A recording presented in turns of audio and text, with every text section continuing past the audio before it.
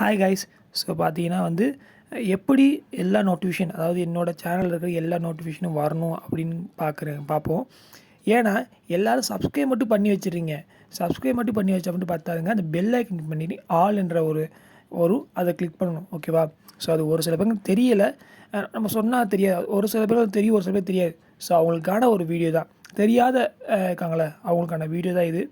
So ஓகேவா? First நான் என்னோடய டிஃபால்ட்டான அக்கௌண்ட்டு அதில் போய் நான் என்னோடய ஸ்டன்னிங் நியூ யோ அந்த சேனலை கிளிக் கிளிக் பண்ணி வச்சுருக்கேன். ஓகேவா? ஸோ இப்போ நான் சப்ஸ்கிரைப் பண்ணி இந்த பெல்லு பார்த்தீங்களா, இந்த பெல்லு நல்லா ஒரு அந்த 2 இது மாதிரி சிம்பிள் வரும். ஸோ அது வரணும். அது வந்தால் தான் நீங்கள் எல்லாம் கரெக்டாக பண்ணியிருக்கீங்க அர்த்தம். ஓகேவா? ஸோ ஏன்னா என்னோடய 40 சப்ஸ்கிரைபரில் 38 சப்ஸ்கிரைப் பண்ணுற தவறே தான். ஓகேவா? 2 சப்ஸ்கிரைப் கரெக்டாக பண்ணிட்டாங்க. ஸோ இந்த 38 சப்ஸ்கிரைபர் அவங்களுக்கு தெரில. ஸோ அவங்களுக்கு திரும்பியும் பண்ணுறதுக்காட்டி இப்போ பார்த்தீங்களா, இப்போ நான் அன்சப்ஸ்கிரைப் பண்ணிட்டேன். ஓகேவா? இப்போ நான் திரும்பியும் சப்ஸ்கிரைப் பண்ணிட்டு நீங்கள் இப்படி தான் பண்ணி வச்சுருங்க. எல்லோரும் இப்படி தான் பண்ணி வச்சுருங்க. அதனால் என்ன பண்ணணும்னா, அந்த பெல் ஐக்கன் கிளிக் பண்ணணும்.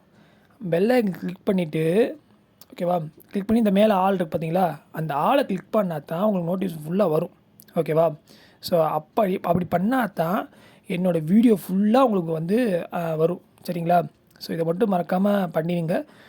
ஓகேவா? So thank you.